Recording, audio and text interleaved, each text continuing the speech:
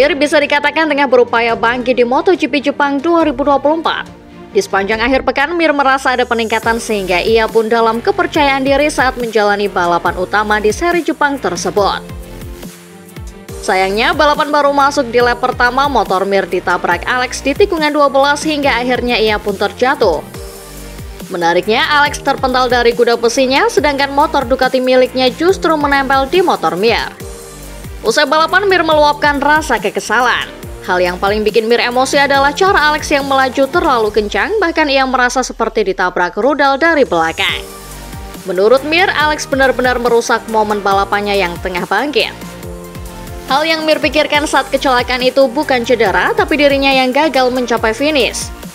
Ya, bagi Mir, aksi Alex benar-benar berbahaya. Apalagi ia merasa kejadian yang dilakukan Alex bukanlah yang pertama tetapi cukup sering.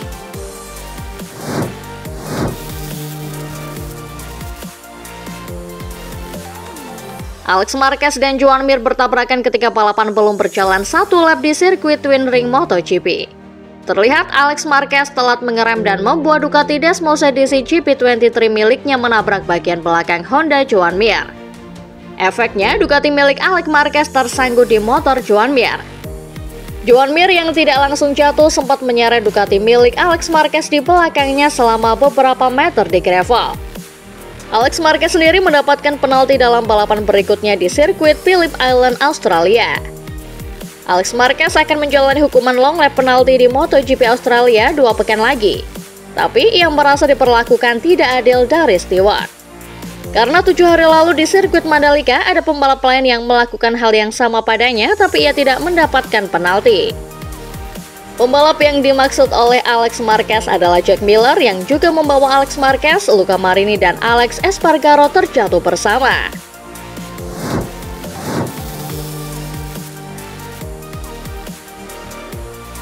Miguel Oliveira memutuskan pindah ke Pramac Yamaha di MotoGP 2025 mendatang. Keputusannya tersebut pun disebut-sebut sebagai suatu pertaruhan, namun ia langsung membantah hal tersebut. Bagi Oliveira, pindah ke tim satelit Yamaha itu bukanlah coba-coba. Sebab rider Trackhouse Aprilia itu yakin Yamaha bakal bangkit dan kompetitif lagi. Iya, pembalap asal Portugal tersebut bakal berganti motor lagi setelah 2 tahun menunggangi motor RSGP milik Aprilia. Tentunya tidak ada yang bisa memastikan apakah dia bakal bisa cepat beradaptasi dengan motor Yamaha M1 atau tidak, karena ini akan menjadi perjalanan baru dalam karirnya setelah sebelumnya bertahun-tahun mengendarai KTM di MotoGP. Namun Oliveira sangat yakin bahwa dirinya memutuskan hengkang ke Yamaha yang sedang terpuruk bukan untuk mempertaruhkan karirnya. Dia tahu betul bahwa keputusan ini akan berdampak apik untuknya. Lebih lanjut, Oliveira optimis tim raksasa seperti Yamaha bakal bisa bangkit lagi dan bersaing di papan atas setelah kali terakhir menyabet gelar juara MotoGP pada 2021 silam lewat Fabio Quartararo. Dia yakin masa-masa sulit dalam 3 musim terakhir bakal segera berakhir meski masih butuh 1 atau 2 musim lagi.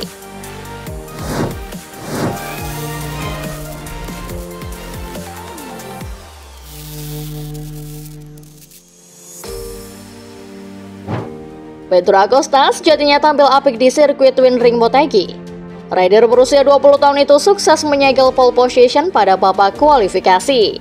Tapi sayangnya dia gagal finish di sesi sprint race dan balapan utama MotoGP Jepang. Pada sesi sprint race, Acosta yang sedang memimpin balapan justru harus terjatuh saat menyisakan 4 lap lagi. Hasilnya, Francesco Bagnaia pun keluar sebagai pemenang sprint race MotoGP Jepang 2024. Alih-alih belajar dari kesalahan, Acosta justru kembali harus terjatuh di sesi balapan utama.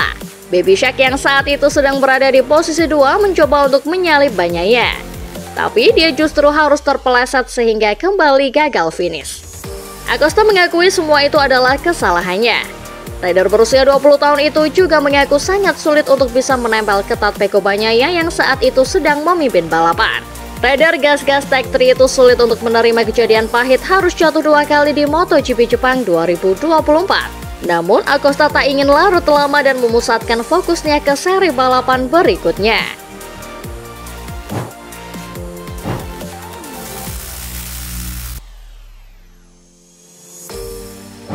Dalam balapan panjang di sirkuit Motegi Jepang pada Minggu 6 Oktober 2024 itu, Quartararo kehabisan bahan bakar motornya di lap terakhir. Alhasil ia langsung disalip oleh Johann Zarco dan hanya finish di urutan 12. El Diablo julukan Quartararo pun sangat kesal dengan insiden tersebut. Pasalnya ini menjadi kedua kalinya motornya kehabisan bahan bakar dalam 3 balapan terakhir. Bahkan Quartararo menyebut dirinya dan tim Yamaha terlihat seperti orang bodoh karena 2 kali kehabisan bensin. Sebelumnya, motor Yamaha M1 2024 milik rider asal Prancis itu juga kehabisan bahan bakar dalam balapan panjang kedua di sirkuit Misano, Italia. Kondisi itu membuatnya kehilangan 2 posisi pada lap terakhir sehingga hanya finish di urutan 7. Quartararo pun menjelaskan bagaimana motornya tiba-tiba kehabisan bahan bakar dalam balapan di MotoGP Jepang 2024. Hal yang membuatnya lebih kesal lagi adalah lampu indikator yang menunjukkan bahan bakarnya tinggal sedikit pada kuda besinya tak menyala. Selain masalah bahan bakar, Quartararo juga mendapati masalah lainnya di MotoGP Jepang 2024. Dia masih belum mengerti mengapa motornya bisa tak punya cengkraman sejak balapan dimulai. Dengan hasil tersebut, Quartararo masih berada di posisi 13 klasemen sementara MotoGP 2024. Dia baru mengemas 86 poin saja musim ini dengan 4 seri lagi yang tersisa.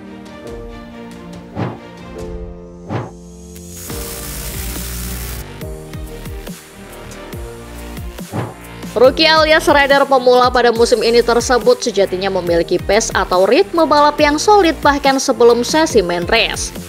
Acosta tampil mengesankan dengan menjadi pole sitter dalam seri ke-16 MotoGP 2024 ini berkat penampilan afiknya di kualifikasi.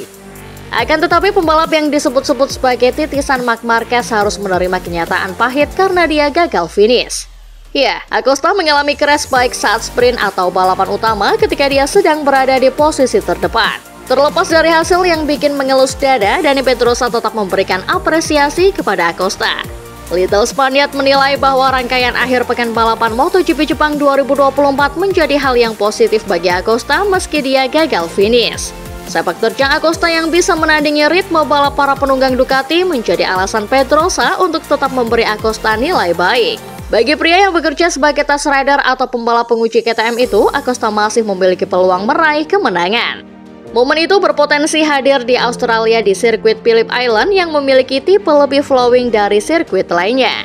Di sana, para pembalap diyakini tidak akan mudah untuk menciptakan gap atau selisih waktu yang lebar dari rivalnya. Dalam kesempatan yang sama, Pedrosa juga tidak segan untuk memberikan pembelaan kepada Acosta atas hasil yang didapat akhir pekan kemarin. Karena menurut Pedrosa, meski Acosta terjatuh, tapi ia selalu berada di depan dan memberikan tekanan pada Ducati dan mencoba masuk ke grup terdepan. Bagaimanapun, semua pengalaman ini akan bagus untuknya.